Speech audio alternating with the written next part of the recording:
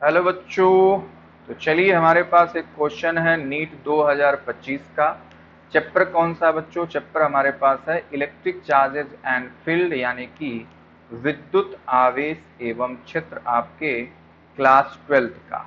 Question क्या कह रहा है बच्चों? क्वेश्चन कह रहा है an electric dipole with dipole moment 5 into 10⁻⁻6 Coulomb meter is aligned with direction of uniform electric field of magnitude this. The dipole is then rotated through an angle of 60 degree with respect to the electric field. The change in potential energy of the dipole is। तो मेरे प्यारे बच्चों, किसी एक electric dipole को uniform electric field में रखा गया है। और पहले क्या था? पहले कह रहा है कि डायरेक्शन इलेक्ट्रिक फील्ड के डायरेक्शन में ही है। ठीक है, इलेक्ट्रिक डाइपोल का आपके। अब उसको 60 डिग्री जब हम लोग रोटेट करेंगे तो आपको पता है उस इलेक्ट्रिक डाइपोल में पोटेंशियल एनर्जी स्टोर होती है। तो वही आपसे पूछा जा रहा है। तो जो डेटा आपके पास गिवन है बच्चों, उसको हम लोग लिख लेते हैं। सबसे पहले हमारे पास दिया गया है इलेक्ट्रिक डाइपोल मोमेंट, जिसको हम लोग P से लिखते हैं बच्चों। P की वैल्यू क्या दिया है? P की वैल्यू मेरे प्यारे बच्चों को दिया है 5 × 10⁻⁻6। तो लिख लेते हैं 5 × 10⁻⁻6, और इसका यूनिट दिया है कूलाम मीटर।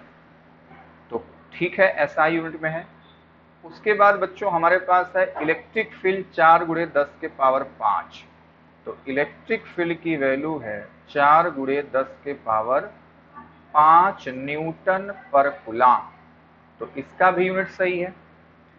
फिर हमसे कह रहा है कि then rotated through an angle of 60 degree. और पहले इसका मतलब थीटा हमारे पास क्या है? θ1 अगर हम लोग बोले तो हमारे पास θ1 कितना है? 0 डिग्री, क्योंकि इलेक्ट्रिक फील्ड के डायरेक्शन में ही रखा हुआ है।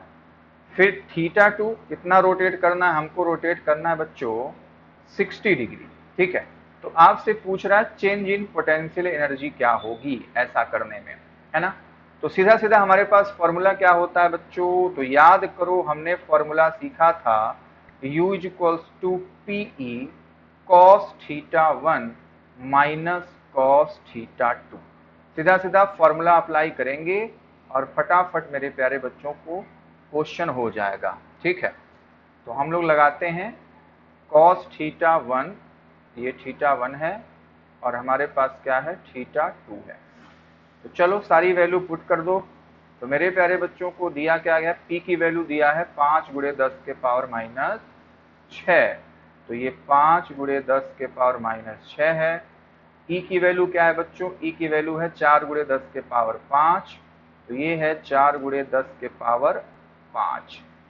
θ1 हमारे पास है 0 डिग्री, और θ2 क्या है बच्चों? 60 डिग्री है।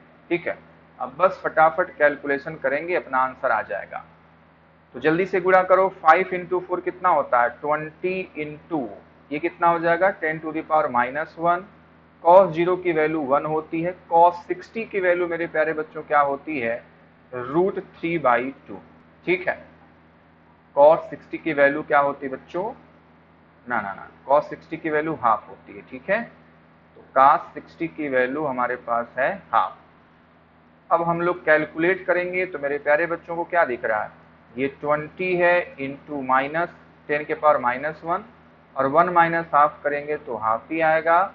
तो इस तरीके से u की वैल्यू क्या हो जाएगी? 10 इंटू 10⁻⁻1। तो मेरे प्यारे बच्चों क्या दिखा? हमारे पास केवल आएगी 1, और ये हो जाएगा 1 जूल। ठीक है, तो इस तरीके से इस क्वेश्चन का आंसर हमारे पास कितना है बच्चों? 1 जूल। देखते हैं कौन सा ऑप्शन हमारे पास सही है। तो जैसा कि ऑप्शन गिवन है बच्चों, ऑप्शन डी हमारे लिए एकदम करेक्ट आंसर होगा। ठीक है, तो उम्मीद करता हूं मेरे प्यारे बच्चों को ये क्वेश्चन अच्छे से समझ में आया होगा। इसी प्रकार से जितने भी क्वेश्चन होंगे आप लोग ऐसे ही सॉल्व कर ले जाएंगे। तो मिलते हैं मेरे प्यारे बच्चों नेक्स्ट क्वेश्चन के साथ। तब तक के लिए बाय बाय, टेक केयर, मस्त रहिए और स्वस्थ रहिए मेरे प्यारे बच्चों।